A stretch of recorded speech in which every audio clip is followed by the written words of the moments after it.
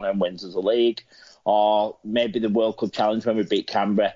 2 games that I was at that were just absolutely amazing. It's just they're the types of game that people want to see. That some of the tough rugby league that was played, and for me, because Widnes have had a very short-lived time in Super League, a lot of my memories of some of our greatest triumphs was in like the late 80s. So some of them games for me would be great to watch again.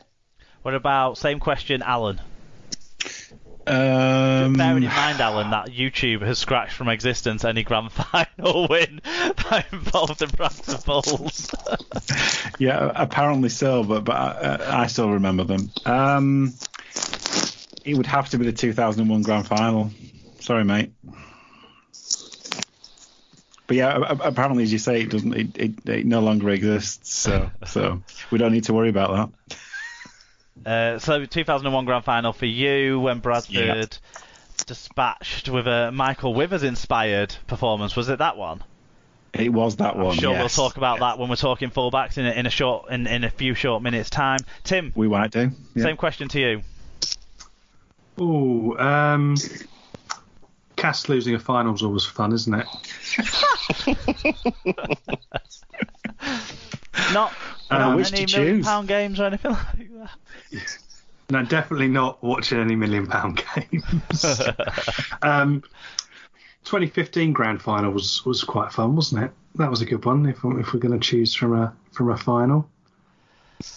Well, for me, I'd already mentioned it before. Probably the 2010 grand final. I mean, after not winning a trophy for so long, in Wigan terms, I know it's poor little Wigan fans, but 8 years for us was a big span of time compared to what we've been used to over the 25 years previous. So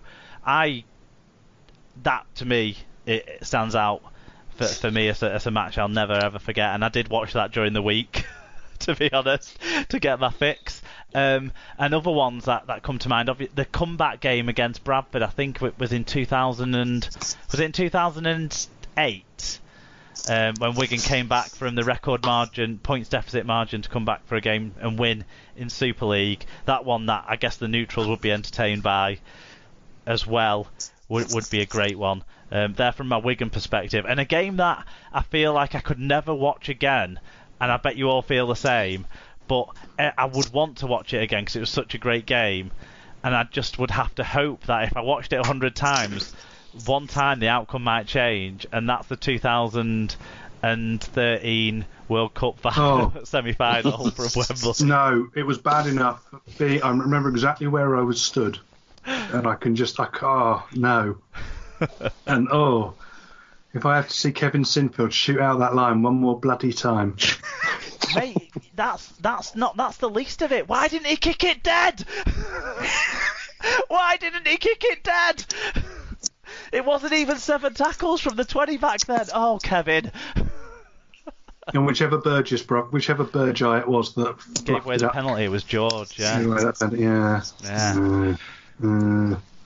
I know, he deserves it. I was to the right of the upright that the kick was towards, and I've never made so much noise in my life trying to put the guy off. Fair enough. Right, so that's the game action covered off. We will welcome in results on any of the RL review games and that sort of stuff for future shows, guys, because it's great stuff to talk about. So thanks for everyone getting in touch on those. Do look out for something or other of those. I'm not sure how we'll manage to do it, but we'll get some sort of form out for some sort of thing to be mentioned. Right, okay. Now we're going to take a quick pause, and then when we're back, we're going to be talking fullbacks.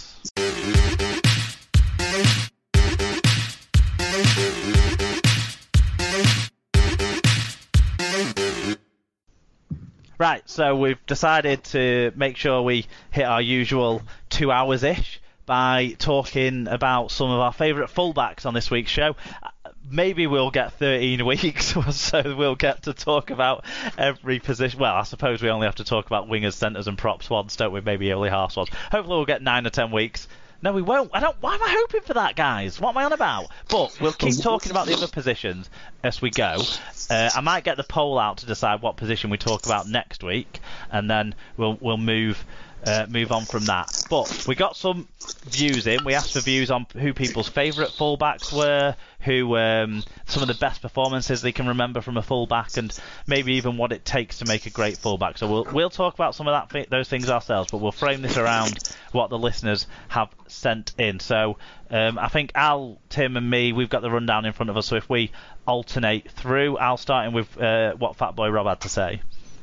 Yep, so Fatboy Rob says the best fullback in the league is currently playing centre.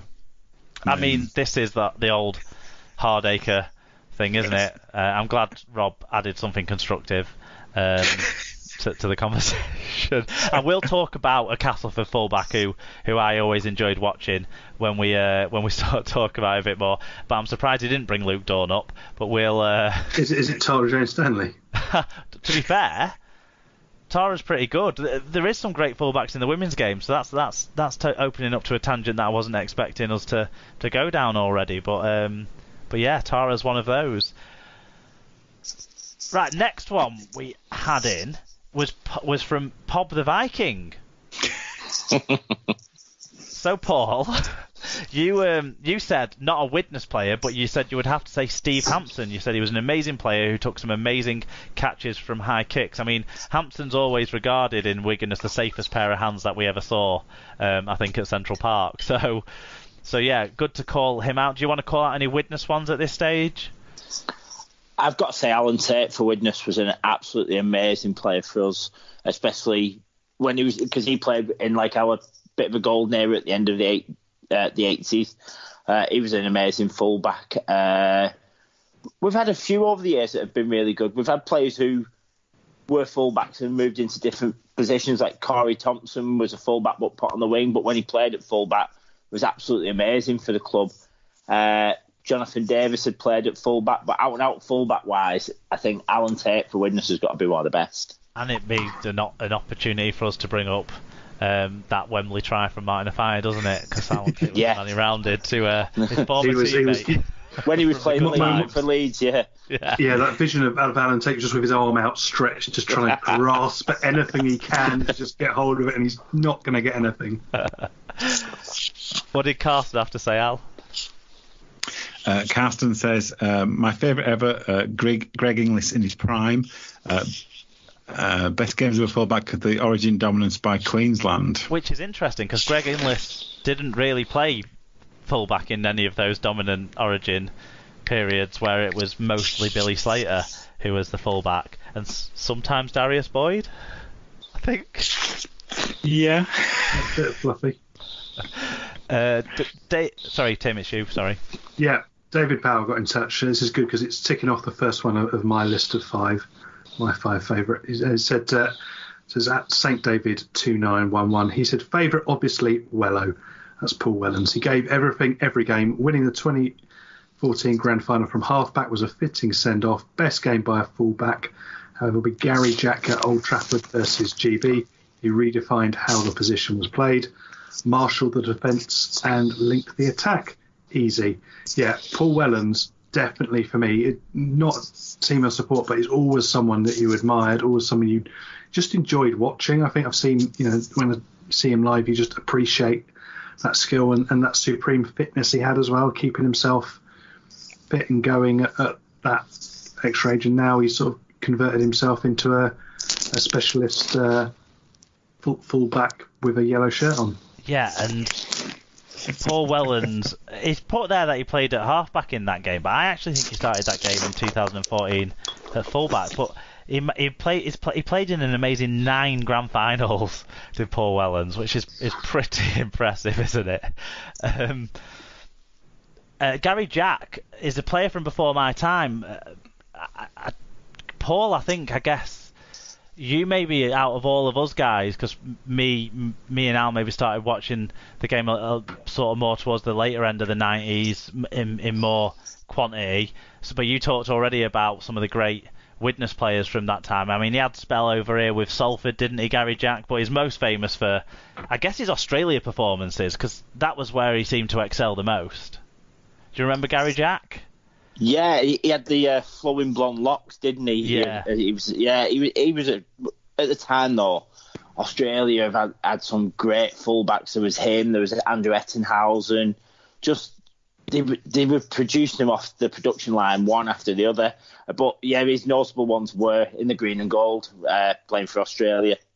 Yeah, I got his Rugby League project profile up before, and he seemed to have okay-ish try-scoring seasons, but in the green and gold, he 20 tests, 11 tries, so better than 1 in every 2. And you know, this was in an era where test matches were intense and tries were hard to come by. Yeah, the games back in when I was in my teens watching them, just some of they were brutal games, and I used to come home and watch on Sky the State of Origin games, and there was no questions taken. It was just out brutality. You just wouldn't get away with it now in today's rugby league.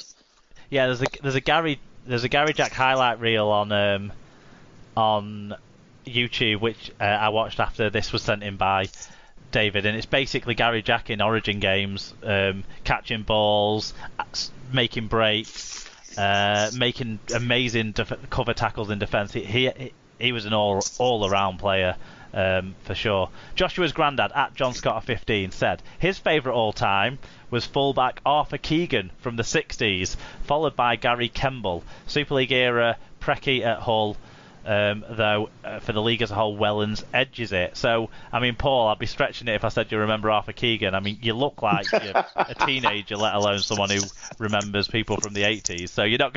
None of us can remember Arthur Keegan, unfortunately, John.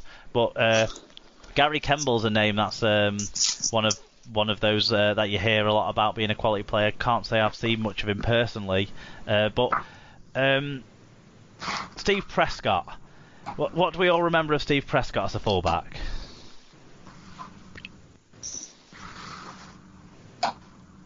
Tim, Alan. I'm